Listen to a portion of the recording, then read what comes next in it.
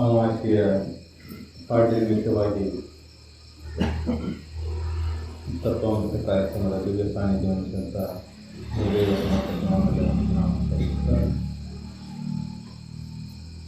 ಇದುವರೆಗೆ ಮನವನ್ನು ಅನ್ಕೊಂಡಂಥ 24ರಲ್ಲಿ ದೇವಮಕ್ಕಳಿಗೆ ಹಾಗೂ ತಮ್ಮೆಲ್ಲರಿಗೂ ನನ್ನ ಅನಂತ ಪ್ರಣಾಮ.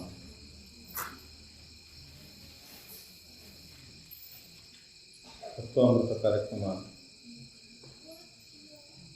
ಈ ಸತ್ಸಂಗ ಮನುಷ್ಯ ಜನ್ಮದ ಪಾವನವನ್ನು ಹೆಂಗೆ ಮಾಡ್ಕೊಂಡು, ಈ ಜೀವನದ ಸಾರ್ಥಕತೆಯನ್ನು ಹೆಂಗೆ ಮಾಡ್ಕೊಂಡು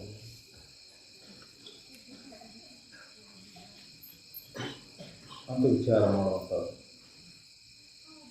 ನಾವು ನಿತ್ಯ ಸಂಸಾರದ ವಿಚಾರ ಮಾಡ್ತೇವೆ, ಆದರೆ ಇದನ್ನು ವಿಚಾರ ಮಾಡೋದು ಕಡಿಮೆ ಐತಿ ಜಗತ್ತಿನೊಳಗೆ. ಹಿಂದಿನ ಕಾಲದಾಗ ಇದು ಹೆಚ್ಚಿಗೆ ಇತ್ತು. ಈ ವ್ಯಾವಹಾರಿಕ ಜ್ಞಾನ ಹೆಚ್ಚಿಗೆ ಆದಂಗೆ ಪಾರಮಾರ್ಥಿಕ ಚಿಂತನೆ ಕಡಿಮೆ ಮಾಡ್ಕೊಂಡು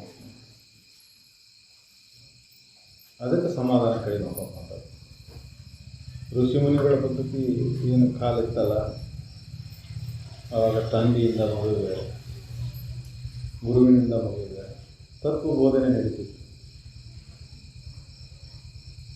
ಈಗ ವ್ಯಾವಹಾರಿಕ ಜ್ಞಾನ ಅಷ್ಟೇ ಸಿಗ್ತದೆ.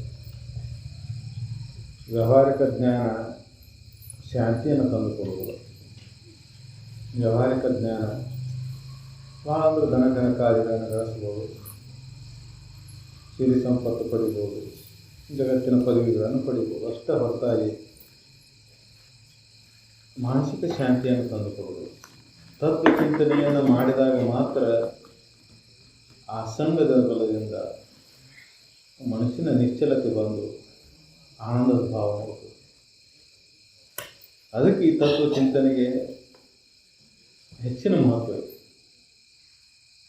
ಜಗತ್ತಿನ ಎಲ್ಲ ವಿಶ್ವವಿದ್ಯಾಲಯಗಳು ಎದುರಿಸೋದಕ್ಕೆ ಈ ತತ್ವ ಚಿಂತನೆಗಳನ್ನು, ಅಧ್ಯಾತ್ಮದ ಚಿಂತನೆಗಳನ್ನು ಅದನ್ನೂ ಒಂದು ಜೀವನದ ಉಪಾಯದ ಕ್ರಮ ಅಂತ ತಿಳ್ಕೊಂಡು ನೋಡ್ತಾ ಹೊರತಾಗಿ ಇದು ಜೀವನದ ಅತ್ಯವಶ್ಯವಾಗಿ ಮಾಡ್ತಕ್ಕಂಥ ಕರ್ತವ್ಯ ಅಂತ ನೋಡೋದು. MA ಫಿಲಾಸಫಿ, MSc ಅದನ್ನು ಓದಿದ್ರು ಸಿಗಕ್ಕೆ ಮುಂದೆ ನೌಕರಿ ಮಾಡಬೇಕನ್ನೋ ಉತ್ಸಾಹದಿಂದ ಮಾಡುವಾಗ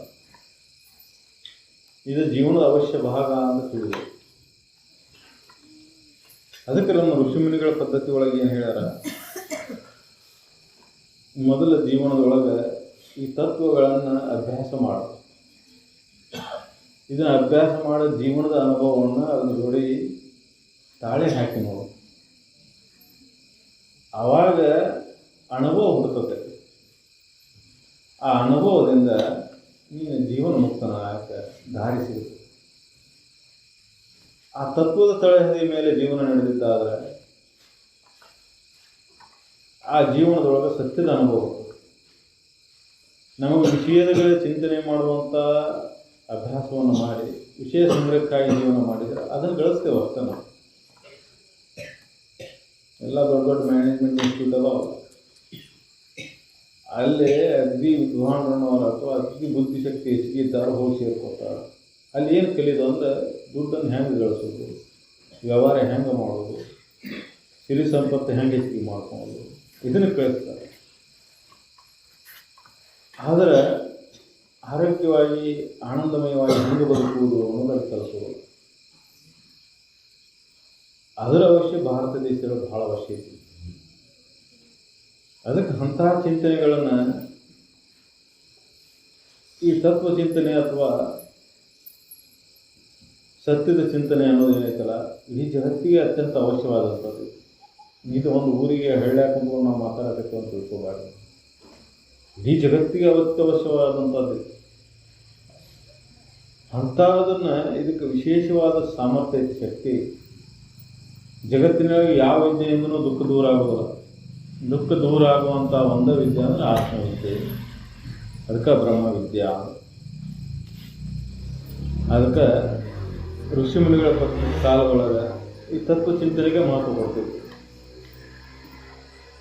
ಈ ಜಗತ್ತು ಅಜ್ಞಾನದಲ್ಲಿ ತೋರಿದಂಥದ್ದು ಐತಿ, ಅಸತ್ಯ ಐತಿ. ಸದ್ವಸ್ತು ನೀನಾದೀಪ. ಆ ಸದ್ವಸ್ತುನ ನಂಬು, ಆ ಸದ್ವಸ್ತುನ ತಿಳಿ, ಅದ ಸದ್ವಸ್ತು ನೀನಾಗಿತ್ತು. ಅಸತ್ಯದ ಕುರಿತು ಜೀವನ ಮಾಡಕತ್ತೀವಿ. ಈ ಶರೀರ ನಾನು, ಜಗತ್ತು ಸುಖಮಯ ಐತಿ, ಜಗತ್ತಿನೊಳಗೆ ಸುಖ ಐತಿ ಅಂತ ಈ ಭಾವದೊಳಗೆ ಬರಬೇಕಾಗೈತಿ. ಈ ಭಾವದ ಬದಲಾವಣೆ ಆಗಬೇಕಾಯ್ತು ಅಂದ್ರೆ ಸತ್ಯದ ಕುರಿತು ಚಿಂತನೆ ಹೆಚ್ಚೆಚ್ಚು ನಡೀತು. ಅದಕ್ಕೆ ಸತ್ಸಂಗಗಳು ಎಷ್ಟೆಷ್ಟು ಹೆಚ್ಚಿಗೆ ಹಾಕಾವು ಅಷ್ಟೆಷ್ಟು ನಾವು ಭಾಗಿ ಹೆಚ್ಚಿಗೆ ಹಾಕ್ಕೊಂತ ಹೋದಾಗ ಅಜ್ಞಾನ ಅಷ್ಟೊಂದು ಕಡಿಮೆ ಹಾಕ್ಕೊಂತ ಬರ್ತದೆ. ನಾವು ಜಗತ್ತಿನ ತುಂಬ ಭಾಳ ಸಂಘಗಳು ಸಿಗ್ತಾವೆ, ಭಾಳ ಚಿಂತನೆಗಳು ನಡೀತಾವೆ. ಆದರೆ ಸತ್ಯದ ಕುರಿತು ಚಿಂತನೆ ನಡೆಯೋದು ಭಾಳ ಕಡಿಮೆ ಇದೆ. ಜಗತ್ತಿನ ಜ್ಞಾನ, ಜಗತ್ತಿನ ಚಿಂತನೆ, ಕಥೆ, ಪುರಾಣ, ಪುಣ್ಯ ಕಥೆಗಳು ಇವು ಯಾವುವು ನಿನ್ನ ವಿವೇಕವನ್ನು ಜಾಗರ ಮಾಡೋದು. ವಿವೇಕ ಜಾಗರ ಆಗಬೇಕಾಯ್ತಂದ್ರೆ ಸದ್ವಸ್ತುವಿನ ಕುರಿತು ನೇರವಾದ ಚಿಂತನೆ ನಡೀಬೇಕು. ನೀ ಅಸದ್ವಸ್ತು ಇದಿ, ದೇಹ ನೀನಲ್ಲ, ನೀನು ಆತ್ಮ ಇದಿ ಅನ್ನುವಂಥ ಚಿಂತನೆ ಅದನ್ನು ಪುನಃ ಪುನಃ ಪುನಃ ಪುನಃ ಅದನ್ನು ಮಾಡು, ಅದನ್ನು ನೆನೆದು ಅದನ್ನು ಬದಿಸು. ಹೆಚ್ಚೆಚ್ಚು ನಾವು ಇದಕ್ಕೆ ಸಮಯ ಮೀಸಲಿಟ್ಕೊಂತ ಹೋದಿವಿ ಅಂದರೆ ಅದು ಅನುಭವ ಬರ್ತದೆ. ಅದಕ್ಕೆ ಬಿಟ್ಟು ಬಿಡದೆ ಇದನ್ನು ಮಾಡುವುದು ಅಂತ ಹೇಳೋದು ಎದಕ್ಕಂದ್ರೆ ಈ ಸಂಸಾರದ ವ್ಯಾಮೋಹ ಕೆಡಿಸಿಬಿಡ್ತೈತೆ ನಾವು ಕಲ್ತಿದ್ದನ್ನು. ಅದಕ್ಕೆ ಬಿಟ್ಟು ಬಿಡೋದು ನಾವು ಅಂಥ ಭಾವದಲ್ಲಿ ಇಟ್ಕೊಂಡು ಅಂತಃಕರಣಗಳು ಅಂಥ ಭಾವ ಮುಕ್ತನಾಗಬೇಕು ಅನ್ನೋ ಭಾವ ಇಟ್ಕೊಂಡು ಈ ಸತ್ಸಂಗದ ಭಾಗಿಯಾದರೆ ಅದರ ಫಲ ಸಿಗ್ತದೆ. ದೇವಮಕ್ಕಳು ಹೇಳಿದಲ್ಲ, ಏನು ಕೇಳಬೇಕು, ಏನು ಕೇಳಬಾರದು, ಏನು ಪಡೀಬೇಕು, ಏನು ಪಡೆದ್ರೆ ದುಃಖ ನಿವೃತ್ತಿ ಆಗ್ತೈತಿ. ಜಗತ್ತಿನ ಎಲ್ಲ ವಿಷಯಗಳನ್ನು ಪಡೆದ್ರು ದುಃಖ ನಿವೃತ್ತಿ ಆಗೋದು. ಜಗತ್ತಿನ ಏನು ಬೇಕಾದ ಕೇಳ್ಕೊಂಡು, ಸಿರಿ ಸಂಪತ್ತು ಕೇಳ್ಕೊ, ಪದವಿ ಕೇಳ್ಕೊ, ಮತ್ತೊಂದು ಕೇಳ್ಕೊ, ಆಯುಷ್ಯ ಕೇಳ್ಕೊ, ಆರೋಗ್ಯ ಕೇಳ್ಕೊ, ಏನು ಕೇಳಿದ್ರು ಸದ್ಯಕ್ಕೆ ಮತ್ತೊಂದು ದಿನ ದುಃಖ ಆಗೋದು. ಅತ್ಯಂತ ದುಃಖ ನಿವೃತ್ತಿ, ಪರಮಾನಂದ ಪ್ರಾಪ್ತಿ, ಆನಂದದ ಪ್ರಾಪ್ತಿ ಆಗಲೇಬೇಕಾಯ್ತಂದ್ರೆ ಸತ್ಯವನ್ನು ಕುರಿತ ಚಿಂತನೆ ಮಾಡು, ಸತ್ಯವನ್ನು ನೆನಿ, ಆ ಸದ್ವಸ್ತುನ ನೀನಾಗಿದ್ದು. ಆ ಸದ್ವಸ್ತು ನಾನದೇ ನನ್ನ ಅನುಭವಕ್ಕೆ ಬರಬೇಕಾಯ್ತಂದ್ರೆ ಅಸದ್ವಸ್ತುನ ಬಿಟ್ಕೊಂತ ಹೋಗು. ತೋರ್ತಕ್ಕಂಥದ್ದೆಲ್ಲ ಸತ್ಯ ಯಾವುದೈತಿ, ಮಿಥ್ಯ ಯಾವುದೈತಿ ಅಂತ ನೋಡ್ಕೊಂತ ಹೋಗು. ತೋರು ಜಗದೊಳಗೆ ಯಾವುದು ಸತ್ಯ ಐತಿ? ಈ ಜಗತ್ತಿನೊಳಗೆ ಶರೀರನೂ ತೋರೈತಿ, ಇದು ಸತ್ತಿಲ್ಲ. ಹೊರಗಿನ ಜಗತ್ತಿನ ಎಲ್ಲ ವಸ್ತುಗಳನ್ನೂ ಸತ್ತಿಲ್ಲ. ಮತ್ತು ನಾನು ತಿಳ್ಕೊಂಡು ಕುಂತಂಥ ಈ ಶರೀರನೂ ಸತ್ಯ ಅಥವಾ ಶಾಶ್ವತವಾಗಿಲ್ಲ. ಸತ್ಯ ಅಂದರೆ ಯಾವಾಗ ಇರೋಂಥದ್ದು, ಇದು ಯಾವಾಗ ಇರೋದಿಲ್ಲ ಅಂತ ಅದಕ್ಕೆ ಸುಳ್ಳು ಅಂತ ಹೇಳೋದು. ಈಗ ಸದ್ಯ ಐತಿ, ಮುಂದಿಲ್ಲ ಅನ್ನಕ್ಕೆ ತೋರಿ ಅಡಗೋದು ಅಂತ ಹೇಳ್ತಾರೆ. ಕಾಲದ ಅವಧಿ ಹೆಚ್ಚಿರ್ಬೋದು, 50 ವರ್ಷ, 100 ವರ್ಷ, 20 ವರ್ಷ ಹೆಚ್ಚಿಗೆ ಇರ್ಬೋದು, ಕಡಿಮೆ ಇರ್ಬೋದು. ಆದರೆ ತೋರೆ ತಂದಮೇಲೆ ಅಡಗ್ತೈತಿ ಇದು ಒಂದಿನ. ತೋರೆ ಅಡಗತಕ್ಕಂಥ ಈ ಶರೀರವನ್ನು ಸತ್ಯ ಅನ್ಕೊಂಡು ಕುಂತಂದರೆ ಅದು ಒಂದು ದಿನ ದುಃಖ ಕೊಡ್ತದೆ. ತೋರದೇ ಎಡಗದೇ ಇರತಕ್ಕಂಥ ಸದ್ವಸ್ತು ಯಾವಾಗಲೂ ಐತೆ. ಅದನ್ನು ಕುರಿತು ಚಿಂತನೆ ಮಾಡಿ ಆ ಸದ್ವಸ್ತುನ ನೀನಾಗಿರುವುದು ಅಂದರೆ ಎಂದೆಂದೂ ದುಃಖ ಇಲ್ಲ. ಅದಕ್ಕೆ ಆ ಸದ್ವಸ್ತುವಿನ ಕುರಿತು ಚಿಂತನೆ ಎದಕ್ಕೆ ಮಾಡಬೇಕಾಯ್ತಂದ್ರೆ ಅದನ್ನು ನಂಬಿದ್ರೆ ದುಃಖ ಇಲ್ಲ, ಇದನ್ನು ನಂಬಿದ್ರೆ ದುಃಖ ಐತೆ. ನಾವು ಇದನ್ನು ನಂಬಿ ಬದುಕಾಕತ್ತೇವಲ್ಲ, ಇದಕ್ಕೆ ಸಂಸಾರ ಅಂತ. ಅದನ್ನು ನಂಬಿ ಬದುಕಿದ್ರೆ ಅದ ಪಾರಮಾರ್ಥ. ಅದಕ್ಕೆ ಆ ಸದ್ವಸ್ತುವಿನ ಕುರಿತು ಚಿಂತನೆ ಮಾಡ್ಕೊಂತ ಆ ಸದ್ವಸ್ತುನ ನಾವು ಆಗ್ಬೇಕಾಯ್ತಂದ್ರೆ ಈ ಚಿಂತನೆ ಜೋರಾಗುತ್ತೆ. ಸಂಸಾರದ ಚಿಂತನೆ ಕಡಿಮೆ ಹಾಕೋಂದ್ರೆ ಈ ಚಿಂತನೆ ಜೋರಾಯ್ತಂದ್ರೆ ಅಂತಃಕರಣದಲ್ಲಿ ಅದಾಭಾವ ಗಟ್ಟಿ ಆಕತಿ. ನಾ ಸದ್ವಸ್ತನೇ ಅದ ಅನ್ನೋ ಭಾವ ಬಂದಾಗ ಜಗದೊಳಗೆ, ದೇಹದೊಳಗೆ ಏನು ವಿಕಾರ ಆಗ್ತಾವಲ್ಲ, ಆ ವಿಕಾರದಿಂದ ಅಂತಃಕರಣದಲ್ಲಿ ಪರಿಣಾಮ ಆಗುವುದು. ಅಂತಃಕರಣ ಯಾವಾಗಲೂ ಸಮಭಾವದಾಗ ಹೋಗುತ್ತೆ. ಯಾರ ಅಂತಃಕರಣ ಸಮಭಾವ ಇರ್ತೈತೆ ಅಲ್ಲಿ ಆನಂದನೇ ಇರ್ತದೆ. ಸಮಾಧಾನ, ಆನಂದ, ಶಾಂತಿ. ಅದಕ್ಕೆ ನಮ್ಮ ಋಷಿಮುನಿಗಳು ಇದನ್ನು ಕಂಡು ಹಿಡ್ಕೊಂಡಿದ್ರು. ಸಮಾಧಾನ, ಶಾಂತಿ ಅಥವಾ ಆನಂದ ಅನ್ನೋದು ಹೊರಗಿಂದ ಬರುವಂಥದ್ದು ವಸ್ತು ಅಲ್ಲ. ಅದು ಮನುಷ್ಯನ ವಿಕಾರಗಳನ್ನು ತೆಗೆದು ಹಾಕಿದಾಗ, ಮನುಷ್ಯನಲ್ಲಿದ್ದಂಥ ವಿಕಾರಗಳನ್ನು ತೆಗೆದು ಹಾಕಿದಾಗ ಸಹಜವಾಗಿ ನನ್ನ ನಿಜ ಸ್ವರೂಪನ ಆನಂದದ ಐತಿ. ನೀವು ನೋಡ್ರಿ, ಮನುಷ್ಯನಲ್ಲಿ ಎಲ್ಲ ವಿಕಾರಗಳ ನಾಶ ಆಗಿ ಮನಸ್ಸು ಶಾಂತ ಆಯ್ತಂದ್ರೆ ಆನಂದನ ಆನಂದ. ಅದಕ್ಕೆ ಈ ವಿಕಾರಗಳನ್ನು ನಾಶ ಮಾಡ್ಕೊಳ್ಳೋದು ಮನುಷ್ಯನ ಕರ್ತವ್ಯ. ಅದಕ್ಕೆ ಮನುಷ್ಯತ್ವ, ಮುಮುಕ್ಷತ್ವ, ಮಹಾಪುರುಷರ ಆಶಯ, ಈ 'ಏಕತ್ವ' 'ದುರ್ಲಭ' ಅಂತ ಅದಕ್ಕೆ ಹೇಳ್ತಾರೆ. ನಮ್ಮ ಮನುಷ್ಯತ್ವ ಬರೋದ ಸಮಯ ಹಿಡಿತೈತಿ. 'ಏಕತ್ವ' 'ದುರ್ಲಭ' 'ಏಕತ್ವ' 'ಮಹಾಪುರುಷರ ಆಶಯ, 'ಏಕತ್ವ' 'ದುರ್ಲಭ' ಅಂತ ಅದಕ್ಕೆ ಹೇಳ್ತಾರೆ. ನಮ್ಮ ಮನುಷ್ಯತ್ವ ಬರೋದ ಸಮಯ ಹಿಡಿತೈತಿ. 'ಏಕತ್ವ' 'ದುರ್ಲಭ' ಮನುಷ್ಯನಾಗಿ ಹುಟ್ಟಿದ ಮೇಲೆ ಏನು ಮಾಡಬೇಕು ಏನು ಮಾಡಬಾರ್ದು ಅನ್ನುವಂಥ ಚಿಂತನೆ ನಡೆಯೋದಿಲ್ಲ. ಅದು ಬಾಲಕಾವಸ್ಥೆಯಿಂದ ಎದ್ಕೊಂತ ಹೋದ್ರೆ ಬೇಗ ಮೋಕ್ಷತ್ವ ಭಾವ ಹುಡ್ತದೆ. ನಮಗೆ ಅಂಥ ಚಿಂತನೆಗಳಿಲ್ಲದ ಕಾರಣಕ್ಕೆ ಮೋಕ್ಷತ್ವ ಭಾವ ಅಂತಕ್ಕಂಥದ್ರೊಳಗೆ ಬೇಗ ಹುಟ್ಟೋದಿಲ್ಲ. ಅದೇ ಕೆಲವೊಂದು ಧರ್ಮದೊಳಗೆ ಭಾಳ ಬೇಗ ಹುಡ್ತದೆ. ಅವರ ಆಚರಣೆಗಳು ವಿಚಾರಗಳು ಬಹಳ ನೇರವಾಗಿದ್ದಾವೆ.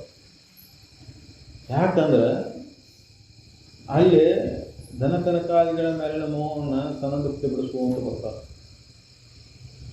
ಅದಕ್ಕೆ ಹೆಚ್ಚೆಚ್ಚು ಶ್ರೀಮಂತ ಇದ್ದಾರು ಇದೆಲ್ಲ ಇದ್ದಾರೆ ಸದ್ಯಕ್ಕೆ ಅದನ್ನೆಲ್ಲ ತೊರೆದು ಸನ್ಯಾಸ ವೃತ್ತಿಗೆ ಹೋಗ್ಯಾರ ಭಾಳ ಜನ.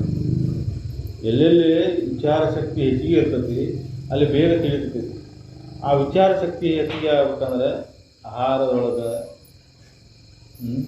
ಬದಲಾವಣೆ ಆಗಬೇಕು. ಸಾತ್ವಿಕ ಆಹಾರವನ್ನು ತಗೋಬೇಕು. ಸಂಘದೊಳಗೆ ಬದಲಾವಣೆ ಆಗಬೇಕು. ಸಜ್ಜನರ ಸಂಘದೊಳಗಿರಬೇಕು. ಅಂದರೆ ಈ ವಿಚಾರ ಬೇಗ ಬೇಗ ಹಿಡಿತೈತಿ. ನಮಗೆ ಸಾತ್ವಿಕ ಆಹಾರವನ್ನು ಬಿಟ್ಟು ತಾಮಸ ಆಹಾರ ರಾಜಸ ಆಹಾರವನ್ನು ಸೇರ್ಕೊಂಡು ಹೋದಾಗ ಬುದ್ಧಿ ಮಂದಾಕತಿ, ಚಿಂತನೆಗಳು ಕಡಿಮೆ ಆಕ್ಕಾವು, ಅಸತ್ಯದ ಮೇಲೆ ಮೋಹ ಬೆಳೀತೈತಿ, ವಿಷಯಾದಿಗಳಲ್ಲಿ ಸಂಘದೊಳಗೆ ಮನಸ್ಸು ಬೀಳ್ತೈತಿ.